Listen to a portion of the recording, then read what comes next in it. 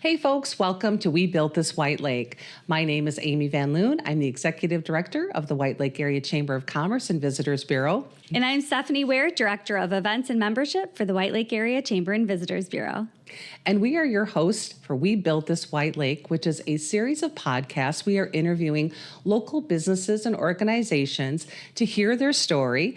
And today we have with us Rich Houdeman from Consumers Energy. Welcome, Rich. Well, thank you so much for having me today. It's really an honor. I've loved this podcast. And my name is Rich Houdeman. I'm the Community Affairs Manager with Consumers Energy. I have Muskegon, Ottawa, Newaygo area. And my job is basically to bring the company to the community and the community to the company. All right. Excellent. Tell us a little bit about what that entails. So when you say you cover those areas, and your outreach is to probably hurl the message about what Consumers Energy does do. So share with our viewers a little bit about what that is. Well, it's a lot of different things, right? Okay. So, let's just think about what just happened. So we had storms. And so my job is to help be a liaison between, just what I'm hearing in the community sentiment, emerging issues that I can report back to our company and our emergency operations. We get embedded pretty closely with the county emergency management operations during an event like that. And then Jackson wants to know, hey, what can we do for the community? So we had a couple of those activations, right? So we set up shop at Montague Foods, did some water and ice delivery. While we're trying to work with DPW and other entities on trying to make sure we're restoring as safely and as quickly as possible. So that's an example of the type of thing I would get involved with. Also, it's just say we're going to do a tree trimming project.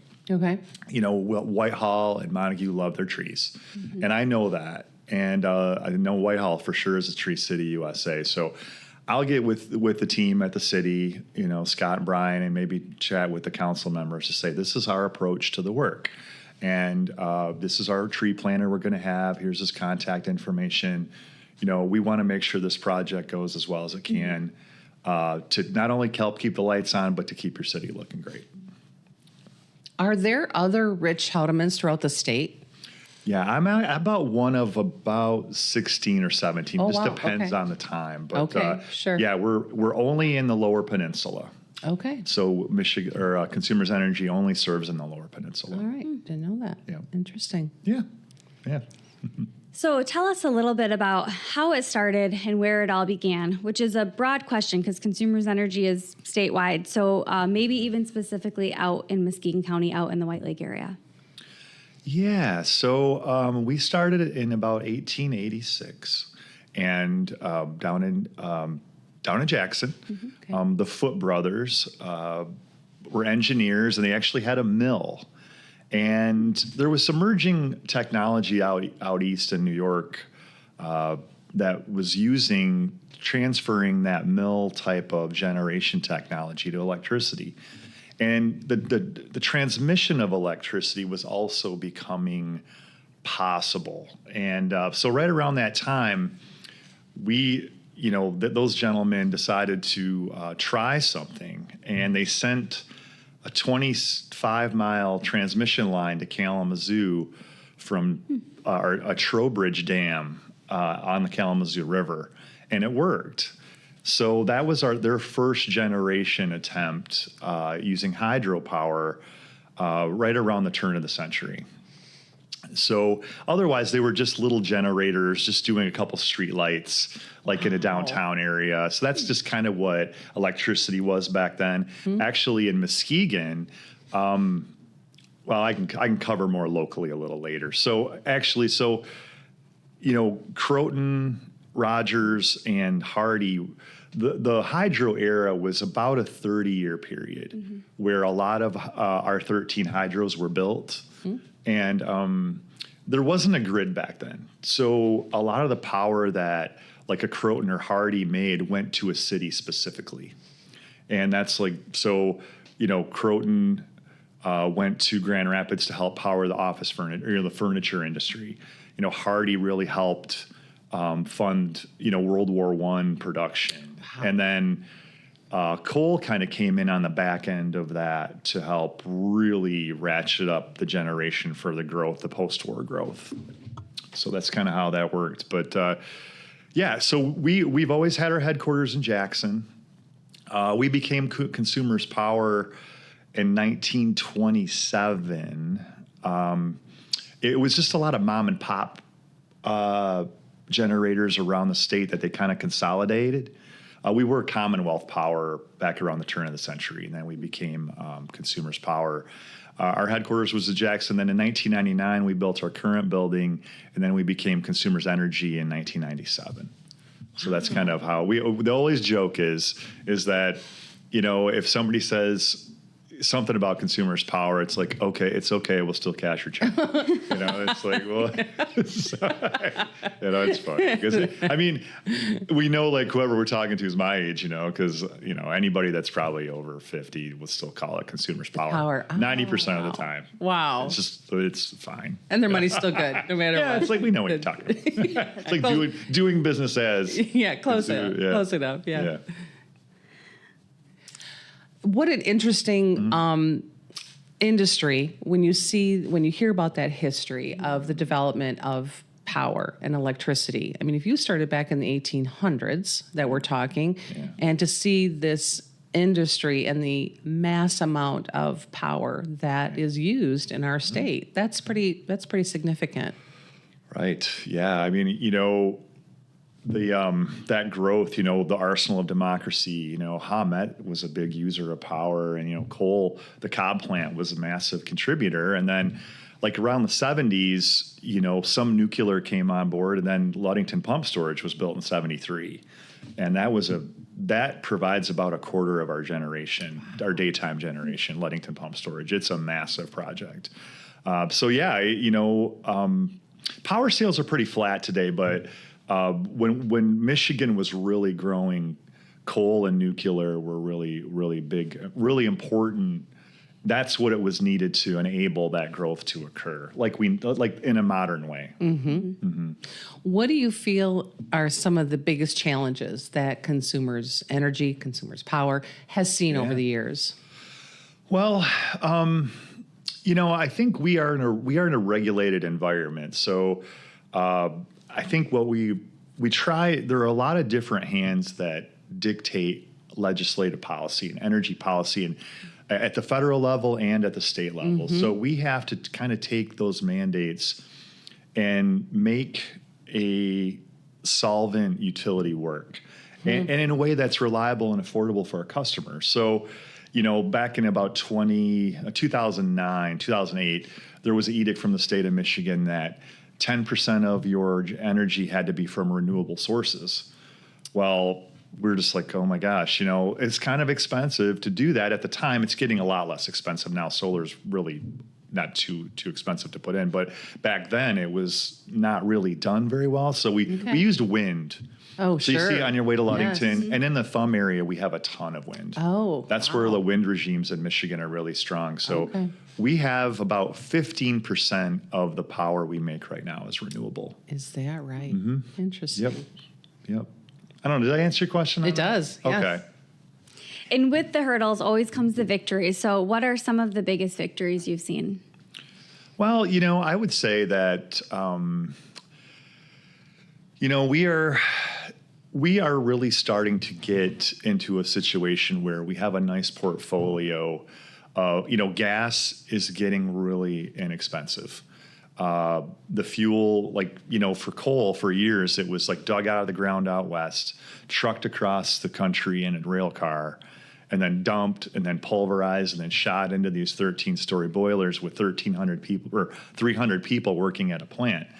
Pretty expensive way to make power. Mm-hmm. Gas is, it comes out of a well out by Pennsylvania. Michigan has some of the best natural gas storage in the country. Wow. So what we do to have, a lot of our heat is generated through, our power plants are use natural gas to generate electricity, but we also use it to heat, right? Mm-hmm. So Michigan can buy a lot of cheap summer gas, pump it into the ground, and then we can pull it back out for heating and generating in the wintertime when gas is a little more expensive. So it kind of smooths some of those rate fluctuations throughout the year. So that's kind of it. And, and gas is just we basically use that. We can pipe that gas right into the plant and run these jet engines that can generate massive amounts of power with very little labor required to do that.